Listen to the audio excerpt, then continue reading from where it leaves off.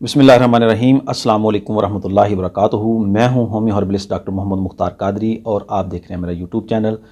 आज एक दोस्त का सवाल था कि हकीम साहब ये बताएं कि आंतें क्यों सिकुड़ती हैं, कब्ज़ क्यों रहती है और आंतों की कमज़ोरी का इलाज क्या है। तो उस सवाल पर मैं इंशाल्लाह आपको आज मुकम्मल तौर पर अच्छे तरीके से आपको इंशाल्लाह आसान अल्फाज में आपको गाइड करूँगा। तो मज़ीद गुफ्तगू शुरू करने से पहले मेरी आपसे गुजारिश है कि वीडियो को पूरा देखा करें। स्किप करके देखने से वो सवाल जो है उसका जवाब आपको मुकम्मल तौर पर नहीं मिलता। तो चलें वीडियो शुरू करते हैं।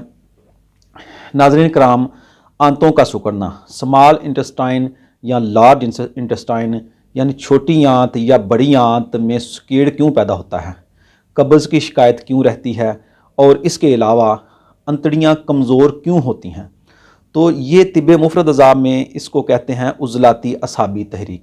आंतों का सिकुड़ना, उज़लाती असाबी तहरीक यानी खुश्क सर्द जब मिजाज बंदे का बहुत ज़्यादा शदीद हो जाता है तो फिर अंतड़ियों में सकेड़ पैदा हो जाता है और अंतड़ियाँ जो हैं वो उनमें कब्ज़ की सूरत रहती है। सुद्दे, आपने एक लफ्ज़ सुना होगा, अक्सर हुक्मा कराम बयान करते हैं कि सुद्दे बन गए, तो फिर अंतड़ियों में जो मवाद है वो रुक जाता है, वो जम जाता है और सुद्दे बन जाते हैं। तो ये था नाज़रीन कराम इसकी लॉजिक कि ये कौन सी तहरीक में जो है अंतड़ियाँ जो है सिकुड़ती हैं, कब्ज़ क्यों होती है, अंतड़ियाँ कमज़ोर क्यों होती हैं। तो ये उज़लाती असाबी तहरीक में होता है। उज़लाती असाबी तहरीक क्यों पैदा हो जाती है इतनी ज़्यादा शदीद, क्योंकि हम ज़्यादा जो है उज़लाती असाबी चीज़ें खाना शुरू कर देते हैं, जिनमें मेरी प्लेलिस्ट पर मौजूद हैं ग़िज़ाएँ, उज़लाती असाबी ग़िज़ाएँ। जब हम बहुत ज़्यादा वो उज़लाती असाबी ग़िज़ाएँ खाएँगे तो फिर उज़लाती असाबी मिजाज बन जाएगा, उज़लाती असाबी तहरीक जिस्म में पैदा हो जाएगी, तो उससे फिर ये इलामात पैदा हो जाएंगी। तो इसका इलाज क्या है? इसका इलाज है गुद्दी उज़लाती से गुद्दी असाबी। उज़लाती गुद्दी भी इस्तेमाल करें, उज़लाती गुद्दी से गुद्दी उज़लाती और गुद्दी असाबी, ये ग़िज़ाएँ इस्तेमाल करें और इंशाअल्लाह अल अज़ीज़ आपका ये मसला हल हो जाएगा। इसके लिए मेरा नुस्खा एक जो मैंने पहले भी बयान किया, मुख्तसर सा मैं आपको फिर उसका दोबारा फिर रिपीट कर देता हूँ। बहुत ही अच्छा नुस्खा है। सना मक्की के आपने पत्ते लेने हैं। सना मक्की आप आला क्वालिटी की लें, अगर सऊदी अरब से मंगवाएं तो उधर से बहुत ही अच्छी क्वालिटी की जो है सना मक्की मिलती है। सना मक्की लें आप, 100 ग्राम पत्ते उसके लेने हैं आपने।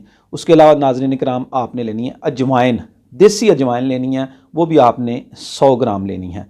और तीसरा इसमें नाज़रीन कराम नमक, जो खाने वाला सफ़ेद नमक है वो आपने लेना है 50 ग्राम। इन तीनों चीज़ों को अच्छी तरह पाउडर कर लें, पाउडर करके रख लें। सुबह दोपहर शाम 1-1 ग्राम नीम गर्म पानी के साथ इस्तेमाल करें। ग़िज़ा साथ उज़लाती गुद्दी, गुद्दी उज़लाती और गुद्दी असाबी, ये ग़िज़ा साथ इस्तेमाल करें। इंशाल्लाह ये आपका मसला ठीक हो जाएगा। अंतड़ियों में हरारत पैदा होगी, हरारत पैदा होने से कब्ज़ का ख़ात्मा होगा और उसके साथ अंतड़ियाँ जो हैं वो सकेड़ जो है उनका ख़त्म हो जाएगा, अंतड़ियाँ फैल जाएंगी, वो असल हालत में आ जाएंगी। तो ये था नाज़रीन कराम आज का नुस्खा। हाँ, एक और नुक्ता भी इसमें ज़हन नशीन कर लें कि जो मरीज़ ब्लड प्रेशर के हों वो इसमें नमक इस्तेमाल ना करें, वो बगैर नमक के इस्तेमाल करें। इंशाअल्लाह अल अज़ीज़ उनका ये मसला हल हो जाएगा। तो ये था आज का नुस्खा। मिलते हैं इंशाअल्लाह अगली किसी नई वीडियो में नए टॉपिक के साथ। अस्सलाम वालेकुम वरहमतुल्लाहि वबरकातुहू।